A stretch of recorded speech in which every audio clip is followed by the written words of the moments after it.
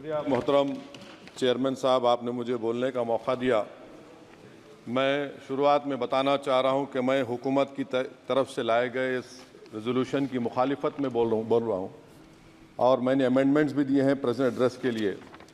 और चेयरमैन साहब, आप उर्दू को जानते हैं। किसी एक शायर ने शायद बरसर इख्तिदार जमात के लिए ये शेर कहा होगा कि उसूल बेचकर मसनद ख़रीदने वालों, निगाह अहले वफ़ा में बहुत हक़ीर हो तुम। वतन का पास तुम्हें था ना होगा कभी कि अपने हिर्स के बंदे हो, बेज़मीर हो तुम। इज़्ज़त नफ्स किसी शख्स की महफूज नहीं, अब तो अपने ही निगहबानों से डर लगता है। डंके की चोट पे जालिम को बुरा कहता हूँ, मुझे सूली से न जिंदानों से डर लगता है। मोहतरम चेयरमैन साहब, मैं आज इन लोगों की तरफ से बोल रहा हूँ जो दिखते तो हैं, जिनके बारे में बात तो होती है मगर उनकी कोई नहीं सुनता।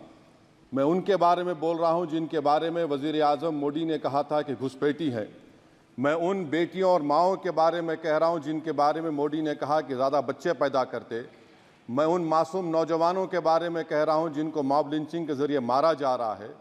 मैं उन बेज़ुबान माँ और बाप के बारे में बोल रहा हूं जिनकी औलाद आज इस हुकूमत के गलत क़ानून के चक्कर में जेलों में सड़ रहे हैं। सर, मैं दस्तूर जब इस ऐवान में बन रहा था, संविधान बन रहा था, तो उस वक्त अलहदा वोटर लिस्ट और इंतखाबी रिजर्वेशन की बात आई तो उस वक्त के हमारे फाउंडिंग फादर्स ने, हमारे बुजुर्गों ने, दोनों समुदाय के हिंदू और मुसलमानों ने फैसला किया कि हम इस पर राज़ी नहीं होंगे। बल्कि उन्होंने क्या कहा था हमारे फाउंडिंग फादर्स ने, उन्होंने मुखालिफत की थी अलहदा वोटर लिस्ट की और इंतखाबी रिजर्वेशन की।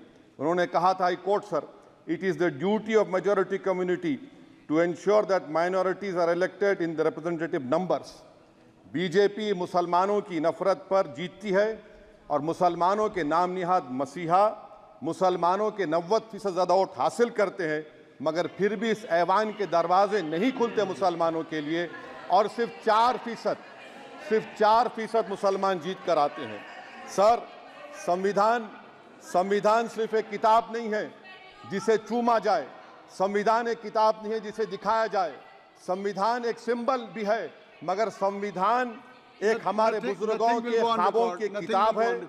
हमारे जमहूरियत को हमारे बुजुर्गों ने इस तरह समझा, हमारे फाउंडिंग फादर्स ने इस तरह जमहूरियत को समझा कि इसमें हर समुदाय और मजहब और समाज के मानने वाले लोगों की राय को शामिल किया जाएगा इस मुल्क को चलाने के लिए। मगर इस ऐवान में सिर्फ 4% मुसलमान जीत कर आते हैं।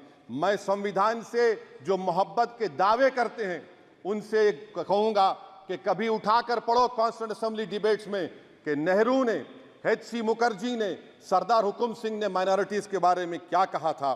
सर, वतन अजीज़ का मुस्तकबिल कैसा होगा जब बीजेपी मुझे गायब करना चाहती है और दीगर हिज़्ब इख्तिलाफ की पार्टियाँ के लिए मेरा वजूद सिर्फ वोट डालना और अपनी खबर में जाकर सो जाना है। इसीलिए आप देखते हैं कि समाजी इंसाफ है सर कि 4% मुसलमान जीत कर आते हैं। सर, इस ऐवान में OBC समाज के MP अब अपर कास्ट के MP के बराबर हो चुके हैं।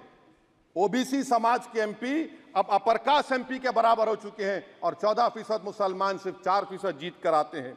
CSDS का डेटा ये बताता है कि इस मुल्क में जो वोट बैंक है, जो एक मुश्त वोट डालता है, वो अपर कास्ट का है। मुसलमान का कभी ना वोट बैंक था ना कभी रहेगा।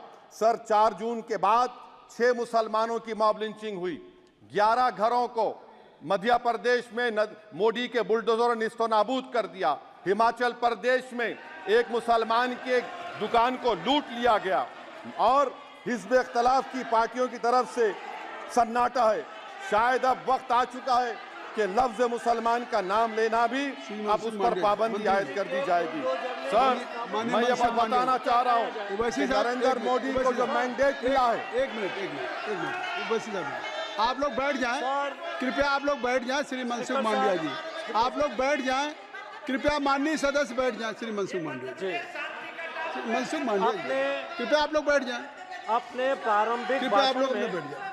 आप लोग बैठ जाएं। माननीय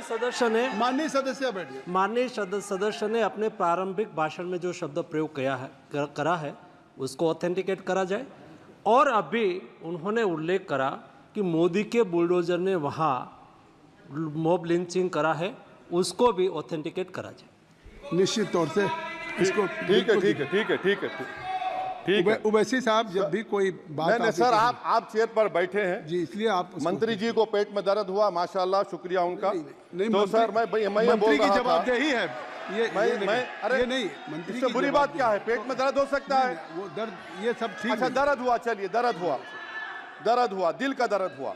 तो सर, जो नरेंद्र मोदी को मैंडेट मिला है वो सिर्फ और सिर्फ मुसलमानों की नफरत पर हिंदुत्व की वजह से मिला है। I would like to say it is not Modi's in dock, but every single person voted him despite his anti Muslim voice. And I would like to tell the opposition parties, this is not a moral victory for you, this is a victory of majoritarianism. Everyone should contemplate and do introspection. Why is it that the OBCs and the upper caste are getting their due representation? Why are the Muslims not getting? Are we here only to vote for you and not to get elected? If that is the case, please tell us that we are only here to vote for you.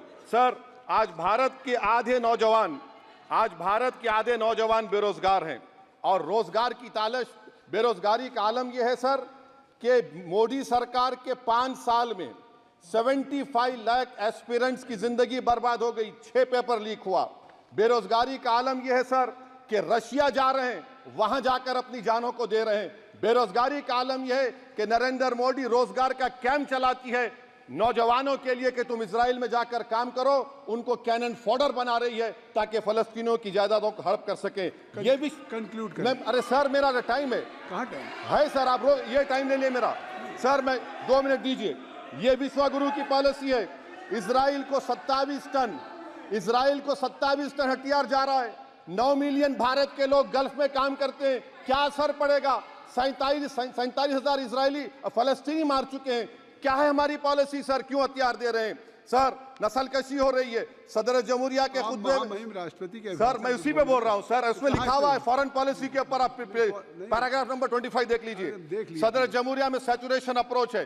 क्यों नहीं मोदी सरकार minorities को तीनों scholarship को demand करती है sir? उसको आपने बजट कम कर दिया सर। बनारस का बुनकर 18 महीने से मंडी का शिकार है, सूरत और बेंगलुरु जा रहा है सर। आखिरी बात कंक्लूड कर रहा हूं, आखिरी बात सर, पनून केस में निखिल गुप्ता, मोदी ने कहा था कि हम घर में घुसकर मारा, तो निखिल गुप्ता को किसने ऑर्डर दिया था पनून को मारने का? अगर नहीं दिया तो उसको बचाइए, और अगर दिया नहीं तो फिर उस पर पीएमएलए क्यों नहीं लगाकर?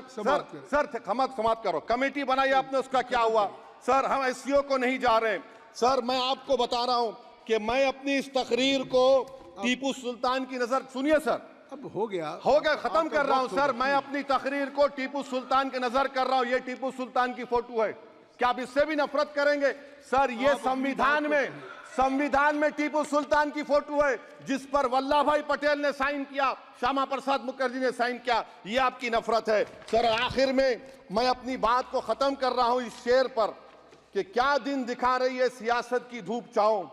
जो कल सपूत थे वो कपूतों में आ गए थे।